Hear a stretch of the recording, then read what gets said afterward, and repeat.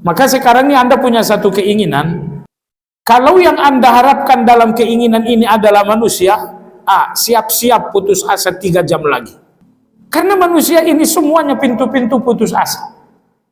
Tapi kalau dalam keinginan yang Anda harapkan adalah Allah, sampai kiamat, tidak ada pintu putus asa di depan Allah Azza wa Jalla. Hanya saja Allah menguji Anda dengan waktu. Berapa lama Anda mampu mempertahankan prasangka baik kepada Allah? Sebagian kita berdoa, setelah 2 bulan berdoa tidak diberikan oleh Allah, udah mundur teratur. Ternyata hanya mampu mempertahankan prasangka baik kepada Allah selama 2 bulan saja. Memasuki bulan ketiga dia udah mundur. Prasangka baiknya kepada Allah sudah tidak ada.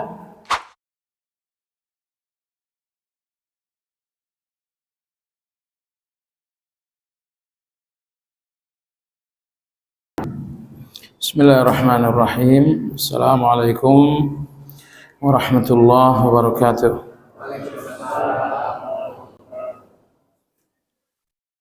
Alhamdulillah, nahmaduhu wa nasta'inuhu wa nastaghfiruh wa na'udzu billahi min shururi anfusina wa min sayyiati a'malina. Man yahdillahu fala mudilla lah wa man yudlil fala hadiya lah. Wa ashhadu an la ilaha illallah wahdahu la syarika lah.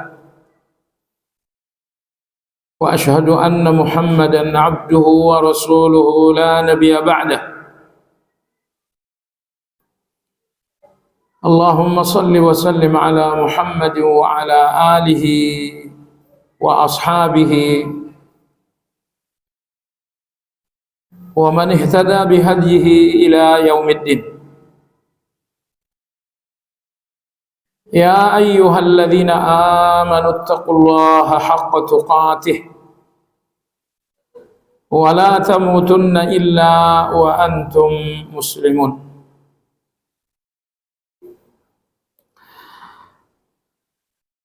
Kaum muslimin rahimakumullah, kajian Riyadhus Shalihin malam ini insyaallah memasuki pembahasan baru, yaitu babur raja, bab mengenai optimisme kepada Allah Azza wa Jalla.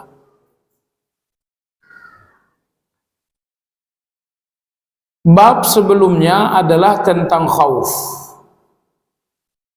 yaitu rasa takut kepada Allah Subhanahu wa ta'ala.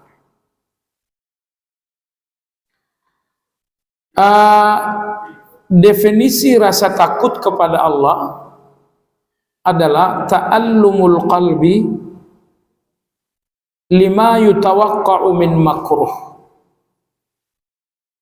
Tersiksanya hati dengan satu keburukan yang dimungkinkan terjadi. Jadi Anda melihat ada keburukan-keburukan dan itu mungkin terjadi, sehingga Anda melihat keburukan-keburukan yang mungkin terjadi itu dengan hati yang tersayat. Itu yang dinamakan dengan rasa takut. Misalnya su'ul khatimah Anda adalah keburukan yang mungkin. Itu satu kemungkinan. Hancurnya Anda dikubur, itu pun satu kemungkinan. Bahwa Anda akan masuk neraka, itu pun satu kemungkinan. Maka khauf atau rasa takut, saat Anda melihat keburukan-keburukan itu sesuatu yang mungkin terjadi terhadap Anda, sehingga hati Anda sakit, tersayat dengan melihat kemungkinan itu. Itu dinamakan dengan khauf. Lantas lawan dari khauf adalah raja. yaitu optimisme dan harapan kepada Allah. Definisinya seperti disebutkan oleh para ulama seperti Imam Ibnu Qayyim, al-farahu bi ihsanillah. Yang dimaksud dengan raja atau berharap kepada Allah adalah gembiranya hati dengan kebaikan-kebaikan Allah Subhanahu wa taala. Kebaikan Allah yang bernama ampunan, kebaikan Allah yang bernama rahmat, kebaikan Allah yang bernama pertolongan. Anda melihat kebaikan-kebaikan Allah ini sesuatu yang mungkin untuk Anda, maka gembiralah Anda karena melihat kemungkinan itu. Ini dinamakan dengan raja. Jadi kalau khauf, tersiksanya hati karena kemungkinan-kemungkinan buruk, maka raja adalah gembiranya hati dengan kebaikan-kebaikan Allah. Kebaikannya berupa ampunan, kebaikannya berupa pertolongan, kebaikannya berupa kasih sayang. Anda lihat kebaikan-kebaikan Allah itu satu kemungkinan untuk Anda, maka hati Anda pun bergembira. Gembiranya hati Anda tersebut dinamakan dengan raja. Kenapa Imam Nawawi rahimahullahu ta'ala menggandengkan pembahasan khauf dengan raja? Lalu beliau mendahulukan khauf baru kemudian raja. Anda tahu jamaah sekalian bahwa rukun tazkiyatun nufus ada dua. Rukun membersihkan jiwa ada dua. Yang pertama takhliyah, yaitu membersihkan segala keburukan-keburukan. Lalu yang kedua adalah tahliyah, yaitu berhias dengan segala kebaikan-kebaikan. Bersihkan buruknya, lalu gantikan dengan kebaikan. Membersihkan buruk ini dinamakan takhliyah. Menggantikannya dengan kebaikan dinamakan tahliyah. Tadinya syirik dibersihkan, itu namanya takhliyah. Lalu digantikan dengan tauhid. Tadinya bid'ah, lalu dibersihkan, itu namanya takhliyah. Lalu digantikan dengan sunnah. Tadinya takabur, lalu dibersihkan, itu namanya takhliyah.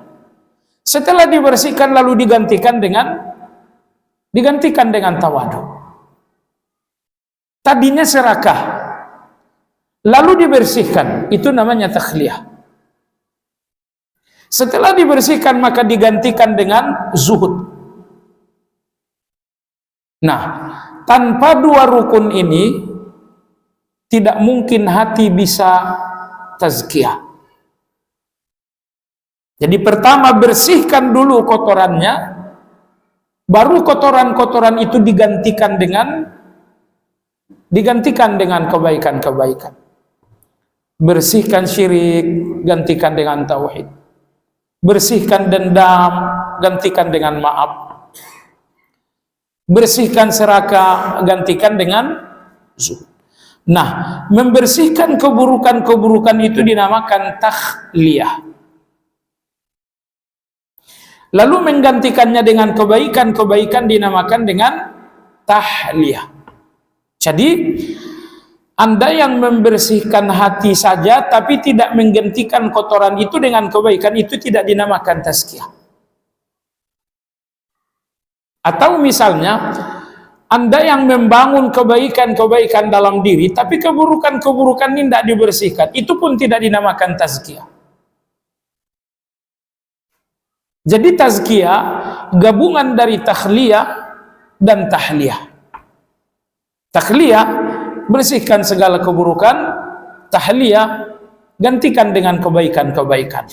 Hasil dari takhliyah dan tahliyah adalah tazkiyah. Bab sebelumnya yaitu khauf. Khauf ini jamaah sekalian menghasilkan takhliyah. Karena orang yang serakah lalu melihat hukuman-hukuman terhadap orang yang serakah, muncul khauf, muncul rasa takut, dan akhirnya rasa takut ini membakar sifat serakah tersebut. Tadinya hati ini terisi dengan syahwat, tapi setelah melihat ancaman-ancaman Allah terhadap orang-orang yang dikuasai syahwat, muncul khauf, muncul rasa takut. Karena muncul rasa takut, maka syahwat tadi menjadi terbakar. Jadi, seberapa besar khauf dalam hati, sebesar itulah keburukan-keburukan akan terbakar. Maka kalau dalam hati Anda ada keburukan-keburukan yang belum terbakar, menunjukkan bahwa di dalam rasa takut masih sangat, khauf masih sangat lemah. Makanya kaum salafus saleh mengatakan, apabila rasa takut telah memasuki hati seseorang secara sempurna, maka setan tidak menemukan lagi bagian-bagiannya di dalam hati itu. Semua bagian-bagian setan dalam hati terbakar. Syahwat terbakar, serakah terbakar, dendam terbakar. Semua santapan-santapan setan dalam hati terbakar dengan khauf. Baik. Setelah keburukan-keburukan tadi terbakar dengan khauf, Anda perlu menumbuhkan kebaikan untuk menggantikan keburukan tadi. Bagaimana Anda menumbuhkan kebaikan? Jawabannya adalah raja. Ketika Anda sangat berharap ampunan, maka Anda bertaubat. Ketika Anda sangat berharap surga, maka Anda beramal saleh. Ketika Anda sangat berharap solusi dalam kesulitan, maka Anda bertakwa. Jadi, rasa takut memberikan Anda dorongan untuk membangun rasa harap, maksud saya, harapan dan optimisme memberikan Anda dorongan untuk membangun kebaikan-kebaikan. Berharap surga, maka Anda beramal saleh. Berharap ampunan, maka Anda bertaubat. Jadi harapan-harapan ini menghasilkan dorongan untuk melakukan kebaikan. Sementara rasa takut membakar keburukan-keburukan. Maka khauf menghasilkan takhliyah dan raja menghasilkan tahliyah. Ketika Imam Nawawi rahimahullah mengajak kita melalui Riyadhus Shalihin ini berbicara tentang khauf dan raja, ini satu sinyal yang sangat kuat bahwa Imam Nawawi bersih dari kotoran-kotoran sufi falsafi. Karena orang-orang tasawuf falsafi, mereka lah yang dominan sekarang. Mereka semuanya sangat merendahkan takut dan harap kepada Allah. Buku-buku mereka dan cerita-cerita mereka adalah bukti betapa kaum sufi itu sangat tidak menghargai khauf dan raja. Nah, jemaah sekalian, maka Anda dengarkan misalnya ungkapan yang populer dari Rabi'atul Adawiyah, walaupun ini tidak valid dalam riwayat, tapi masyhur bahwa ini ucapan beliau. Ya Allah, kalau aku ibadah karena berharap surga, jauhkan surga. Kalau aku beribadah karena takut neraka, panggang aku dalam neraka. Tapi kalau aku mengibadahimu karena cinta, maka jangan berpaling dariku. Jadi Anda lihat bahwa orang-orang tasawuf, ibadah mereka hanya dibangun di atas satu fondasi, yaitu rasa cinta kepada Allah Azza wa Jalla. Ahlus sunnah wal jamaah membangun semua ibadah di atas 3 pilar: cinta, takut, harap. Saya sholat, kenapa saya sholat? Saya takut neraka. Kenapa saya sholat? Karena saya berharap surga. Kenapa saya sholat? Karena saya cinta dengan Allah, dan sholat ini cara saya mencintai Allah. Ketika aku memuji Allah, alhamdulillah. Ketika aku tundukkan kepala dalam rukuk, ketika aku simpuhkan wajah dalam sujud, semua itu adalah bahasa cinta untuk Allah Azza wa Jalla.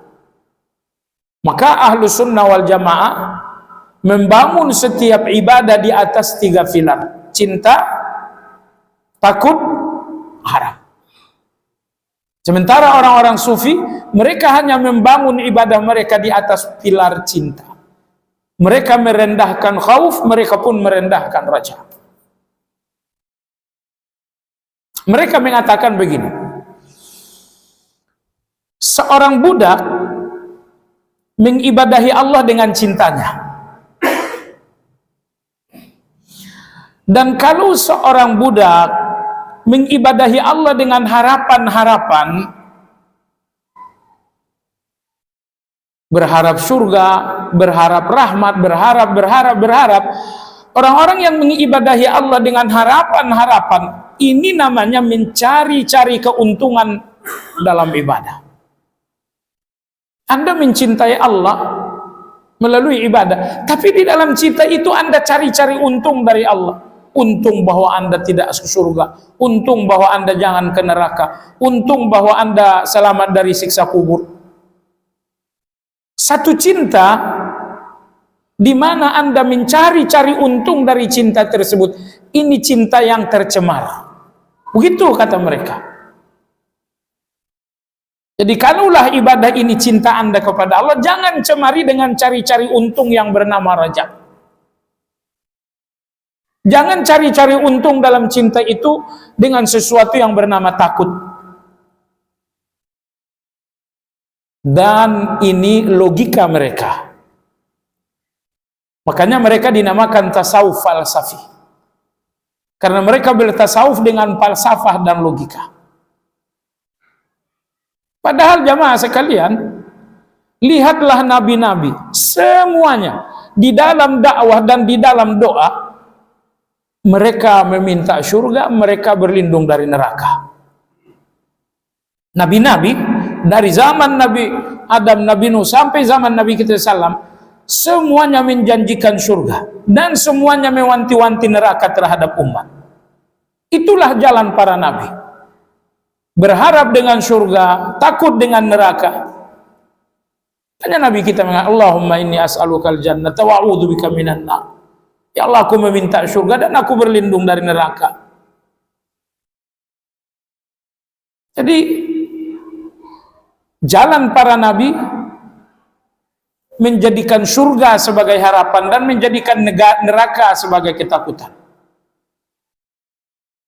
Mereka menjadikan ampunan Allah sebagai harapan, kebencian dan murka Allah sebagai ketakutan. Inilah jalan para nabi. Anda lihat dalam dakwah-dakwah mereka dan Anda dengar dalam doa-doa mereka bahwa nabi-nabi itu selalu menyebutkan harap dan cinta. Nah, jadi kalau ada yang bertanya, di mana kekeliruan kaum tasawuf? Kekeliruan kaum tasawuf, mereka sangat merendahkan khauf dan raja. Dan mereka tidak merendahkannya dengan dalil, tapi merendahkannya dengan logika. Seperti yang tadi saya bacakan. Kalau kamu ibadah kepada Allah dengan cinta, iya. Lalu di dalam cinta itu kamu berharap, iya. Artinya di dalam cinta kamu cari-cari keuntungan dengan Allah Azza wa Jalla. Cinta itu berbuat bukan meminta. Mempersembahkan bukan menagih. Oh, itu kalau orang yang belum belajar cocok itu. Tapi orang yang udah belajar punya satu daya kritisi yang bernama mana dalilnya. Begitu ditanya dalil ternyata nggak ada. Sehingga kata-kata indah tadi hancur karena tidak dibangun di atas dalil. Karena ternyata nabi-nabi Ketika mereka berdakwah menyebutkan surga dan neraka. Ketika mereka berdoa menyebutkan surga dan neraka. Ini jalan para nabi. Lantas kenapa kalian tidak berada di atas jalan itu? Jemaah sekalian yang saya hormati, raja harapan kepada Allah ada dua harapan. Yang pertama, berharap kebaikan-kebaikan diterima. Lalu yang kedua, berharap agar dosa-dosa diampuni. Itu tadi dua.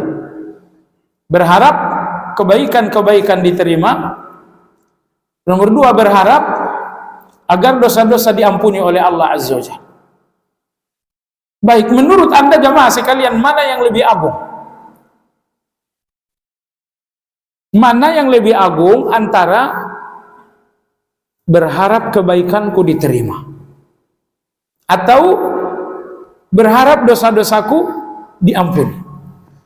Karena antara Anda dengan Allah ada dua. Jelas antara Anda dengan Allah Anda punya kebaikan. Tapi jelas juga antara Anda dengan Allah Anda punya kejahatan. Bahwa Anda punya kebaikan di depan Allah, Anda berharap diterima. Anda memiliki kejahatan di depan Allah, Anda berharap diampuni. Sehingga dua harapan Anda kepada Allah. Berharap kebaikan-kebaikan ini diterima, dan berharap dosa-dosa ini diampuni. Nah, menurut Anda jamaah sekalian, dari dua harapan ini mana yang lebih agung? Tentu kita tidak sedang memilih. Saya ngambil yang pertama, yang kedua tidak. Oh enggak. Kita harus membangun dua harapan ini. Masalahnya mana yang lebih agung? Yang pertama atau yang kedua? Dalil tidak memberikan jawaban. Dalil tidak menjawab A atau menjawab B. Sehingga ulama-ulama kita dalam hal ini berbeda pandangan. Ada yang mengatakan berharap kebaikan diterima lebih utama karena sebabnya lebih kuat. Di mana sebabnya? Bukankah Allah Maha Penyayang? Dan bukankah kasih sayang Allah itu dekat dengan orang-orang baik? Jadi hubungan Allah dengan kebaikan lebih kuat daripada hubungan Allah dengan mengampuni. Inna rahmatallahi qaribum minal muhsinin. Kasih sayang Allah sangat dekat dengan orang-orang baik. Namun sebagian ulama mengatakan bahwa harapan dosa diampuni lebih agung. Karena harapan ini bersih dari ujub. Pasalnya kalau saya berharap kebaikan saya diterima, itu saya ngerasa kebaikan ini layak diterima. Saya ngerasa ada kebaikan. Merasa ada kebaikan di depan Allah. Lalu kebaikan itu hendaknya diterima oleh Allah. Di sini ada debu-debu ujub.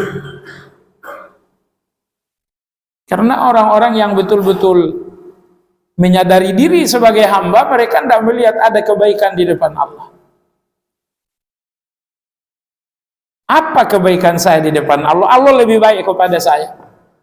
Saya mau nanya, Anda apakah Anda ngerasa Anda baik kepada orang tua? Hah? Saya kira tidak ada anak yang merasa saya baik kepada orang tua. Karena kita ngerasa bahwa kebaikan orang tua mengalahkan semua kebaikan kita.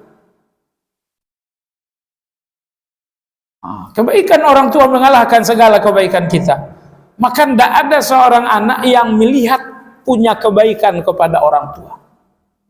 Karena kebaikan orang tua mengalahkan kebaikan anak. Ini antara anak dengan orang tua. Apalagi antara hamba dengan Allah Azza wa Jalla. Bagaimana seorang hamba melihat kebaikannya di depan Allah, sementara setiap kebaikan Anda adalah kebaikan Allah kepada Anda. Barusan Anda sholat Anda ini kebaikan Anda 100%, Atau itu kebaikan Allah yang Allah berikan kepada Anda? Kalau Allah tidak berikan Anda salat, Anda nggak mungkin salat.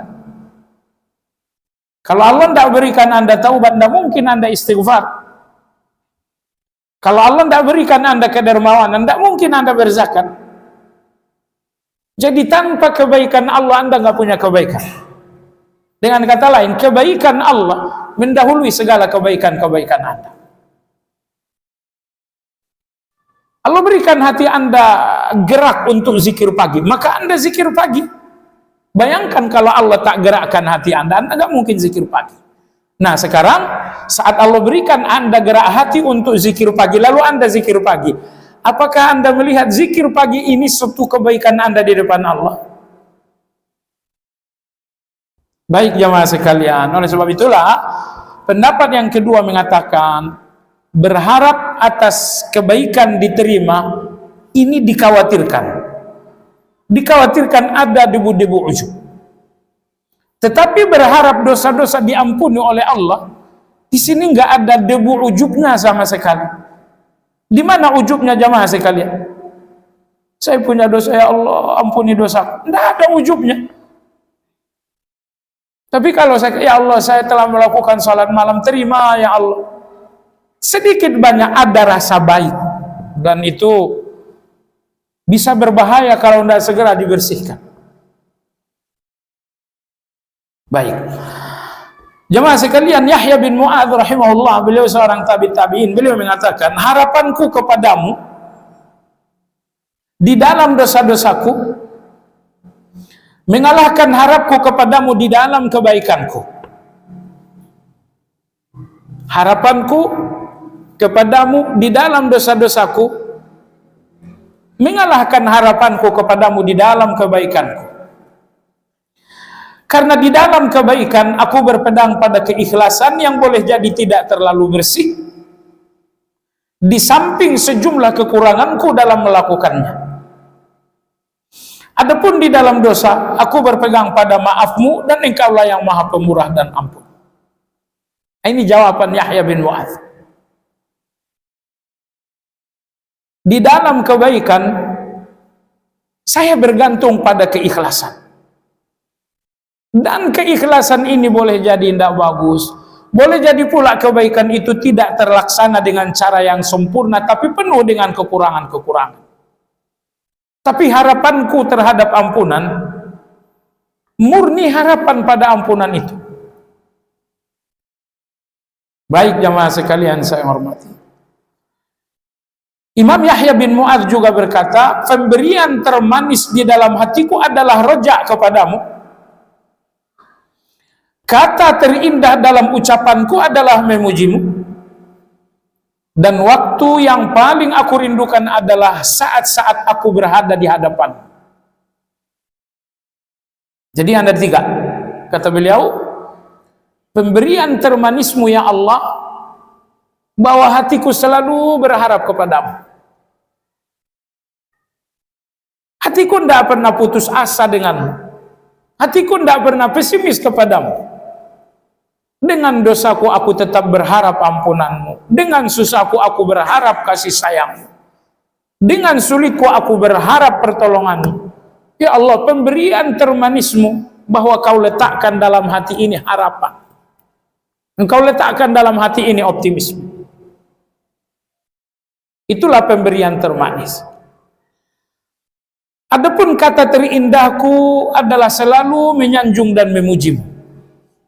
Itu kata terindah seorang hamba, terus menerus memuji Allah. Subhanallah, alhamdulillah, Allahu akbar, la haula wala quwata illa billah.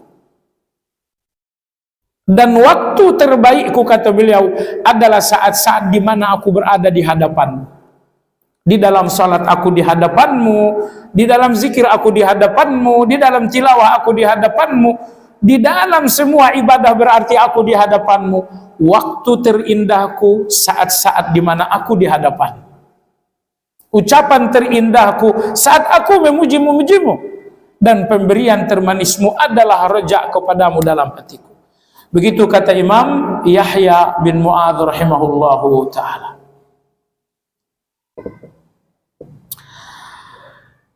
Jemaah sekalian yang saya hormati, manusia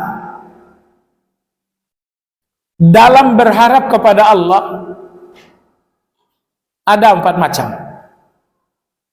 Manusia dalam berharap kepada Allah ada 4 macam. Pertama, orang-orang yang tidak mengharapkan Allah juga tidak mengharapkan pemberian Allah. Aku tak ingin Allah, aku pun tak ingin pemberiannya. Oh, ini musuh Allah banget, ini nomor 1. Mereka tidak inginkan Allah, mereka pun tidak inginkan pemberian Allah Azza wa Jalla. Baik. Nomor 2, orang-orang yang mengharapkan dan menginginkan Allah, dan mereka juga menginginkan pemberian Allah. Ya Allah, aku menginginkanmu, aku juga menginginkan pemberian. Aku rindu rezekimu, tapi aku rindu kepadamu. Aku lebih rindu kepadamu. Ini nomor 2. Orang-orang yang mengharapkan pemberian Allah, tapi mereka lebih mengharapkan Allah. Mengharapkan pemberian Allah, namun mereka lebih mengharapkan Allahnya. Nomor 3, orang-orang yang mengharapkan pemberian Allah dan tidak mengharapkan Allah. Sesekali kita di sini, ya Allah kasihlah rahmat, ya Allah berikanlah pekerjaan, ya Allah mudahkanlah hidup, tapi giliran sholatnya tidak mau, giliran ibadahnya nggak mau. Anda mau pemberiannya dan Anda nggak mau yang memberinya. Ini nomor 3 nih. Nomor 3 ini adalah orang yang memiliki kekurangan. Karena mereka inginkan pemberiannya dan tidak menginginkan yang memberi. Baik jamaah sekalian yang saya hormati. Nomor 4 ini sesat. Kalau nomor 3 tadi minus, memiliki kekurangan, nomor 4 ini sesat. Yaitu kaum tasawuf ekstrim tadi. Ya Allah, kami menginginkanmu dan gak mau pemberianmu. Tidak usah berikan surgamu, tidak usah jauhkan nerakamu, kami hanya mutu engkau. Tapi walau mereka berkata indah seperti itu, kata Imam Ibnu Qayyim, itu mustahil. Itu mustahil. Kami ingin engkau ya Allah dan gak ingin pemberian. Mustahil. Kalian tidak bisa menginginkan Allah kalau Allah nggak membuat kalian menginginkan Allah, bukan? Kalau kalian tidak mau pemberian Allah, berarti kalian tidak mau ridhonya Allah. Betulkah itu? Kalau kalian tidak mau Allah, artinya tidak mau pemberian Allah. Betulkah kalian tidak mau pertolongan Allah? Maka nomor 3 ini, walau mereka berkata-kata indah seolah-olah seperti itu, namun itu mustahil. Tidak mungkin seseorang melepaskan diri dari pemberian Allah. Mustahil. Jadi inilah 3 level manusia dalam berharap kepada Allah. Manusia yang paling buruk, mereka adalah orang-orang kafir. Mereka tidak menginginkan Allah, tidak menginginkan juga pemberian Allah. Manusia paling sempurna, inilah jalannya para nabi, as-siddiqun, as-syuhada, as-salihun. Mereka menginginkan pemberian Allah, tapi mereka lebih menginginkan Allah. Nomor 3 adalah orang-orang minus, orang-orang yang memiliki kekurangan. Mereka ingin pemberiannya, tapi mereka tidak ingin yang memberinya. Ingin rezekinya, tapi tidak mau sholatnya. Ingin uangnya, tapi tidak mau puasanya. Nomor 4 ini tadi orang sesat. Mereka mau Allah dan gak mau pemberian Allah. Itu kan gak mungkin. Mungkin gak tuh? Ya Allah, aku mau engkau, tapi aku gak mau pemberianmu. Padahal mereka tahu Allah maha memberi. Allah maha memberi gak? Iya, Allah maha memberi. Kalau kalian mengakui Allah maha memberi dan kalian gak mau pemberian Allah, mukabarah, ini kesombongan. Baik. Jemaah sekalian yang saya hormati, bagian akhir pengantar bab raja adalah tentang fadlur raja, keagungan dan keutamaan optimisme kepada Allah Azza wa Jalla. Mengapa kita harus terus beroptimisme kepada Allah? Bahkan agama menyatakan orang-orang yang putus asa adalah orang-orang fasik. Dalam Al-Quran, orang yang putus asa cuma dua macam. Pertama, orang sesat. Yang kedua, kafir. Yang putus asa kalau tidak Islam berarti kafir. Putus asa kalau Islam berarti sesat. Karena seorang yang muslim itu hanya ada satu jalannya di depan Allah. Berharap, berharap, dan berharap. Ketika Allah berbicara tentang Yakub yang kehilangan Yusuf lebih 40 tahun, dalam surat Yusuf, Yakub alaihissalam berkata, "Wala yai'asu min rauhillah, innahu la yai'asu min rauhillah illa al-qaumud dhallun." Beliau mengatakan, "Wahai anakku, idhabu fatahassasu min Yusuf wa akhi, wala tai'asu min rauhillah." Wahai anak-anakku, teruslah lakukan pencarian Yusuf dan pencarian adiknya, saudaranya Yusuf bin Yamin. Wala tai'asu min rauhillah, jangan kalian putus asa. Karena tidak ada yang berputus asa dari kelapangan Allah, pertolongan Allah, kecuali orang-orang yang sesat. Ajan itu? Ya, kita ajan dulu. Ya. Yakub alaihi salam setelah 40 tahun kehilangan Yusuf alaihi salam. Dia kehilangan Yusuf tapi dia nggak kehilangan harapan. Kalau kita Yakub itu kita kehilangan keharapan walau tak kehilangan Yusuf. Berbeda sekali bukan? Nabi Yakub alaihi salam meski kehilangan Yusuf 40 tahun, beliau tidak kehilangan harapan.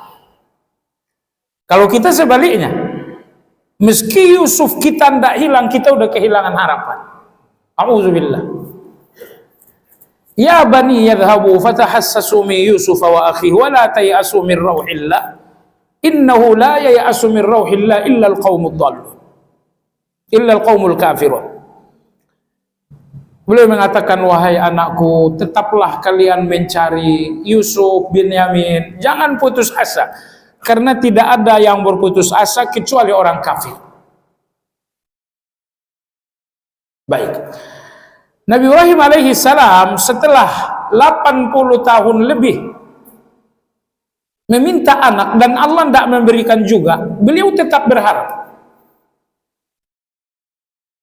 Jadi kalau Yakub dalam penantian tetap berharap, di sini Nabi Ibrahim juga dalam penantian, juga dengan harapan yang enggak berubah. Beliau mengatakan, wa may yaqnatu min rahmati rabbih illa dhallun. Tidak ada yang berputus asa dari kasih sayang Allah kecuali orang-orang yang sesat. Jadi dalam pandangan Al-Quran, putus asa itu cuma dua. Kalau Anda non muslim, putus asa Anda karena Anda seorang kafir. Kalau Anda muslim, putus asa Anda adalah karena orang yang tersesat. Seorang mukmin yang tidak tersesat nggak akan putus asa. Maka tadi kita lihat berapa lama Nabi Yakub menunggu? 40 tahun. Putus asakah dia? Enggak. Berapa lama Nabi Ibrahim menunggu anak? 80 tahun. Putus asakah? Tidak. Kalau harapan Anda adalah manusia, 2 hari 3 hari Anda putus asa. Tapi kalau yang Anda harapkan adalah Allah, gak ada pintu putus asa kalau harapan itu adalah Allah Azza wa Jalla. Maka sekarang ini Anda punya satu keinginan. Kalau yang Anda harapkan dalam keinginan ini adalah manusia, siap-siap putus asa 3 jam lagi. Karena manusia ini semuanya pintu-pintu putus asa. Tapi kalau dalam keinginan yang Anda harapkan adalah Allah, sampai kiamat, tidak ada pintu putus asa di depan Allah Azza wa Jalla. Hanya saja Allah menguji Anda dengan waktu. Berapa lama Anda mampu mempertahankan prasangka baik kepada Allah? Sebagian kita berdoa, setelah 2 bulan berdoa tidak diberikan oleh Allah, udah mundur teratur.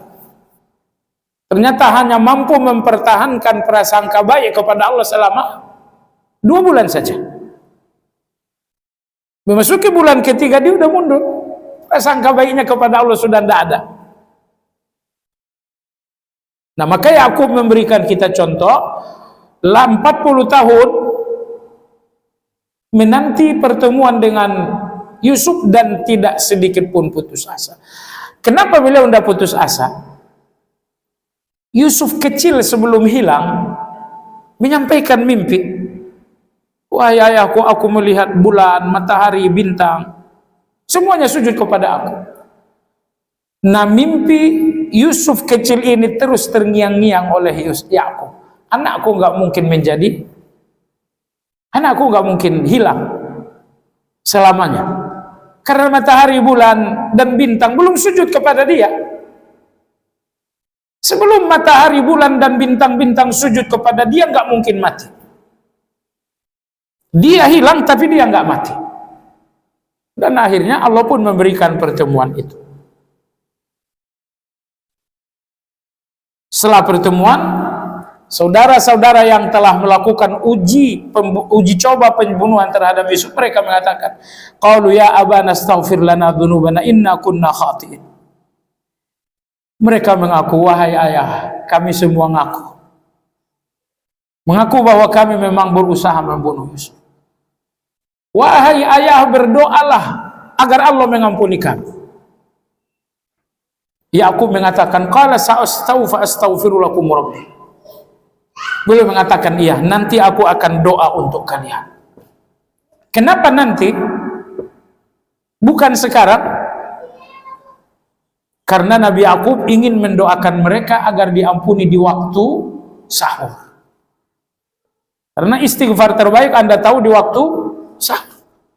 Sehingga ketika di siang hari itu kakak-kakak Nabi Yusuf mengatakan, wahai ayah, mintalah ampunan Allah untuk kami mengaku. Yakub mengatakan, nanti saya doakan, bukan sekarang. Kenapa nanti? Karena minta ampun terbaik adalah di waktu sahur.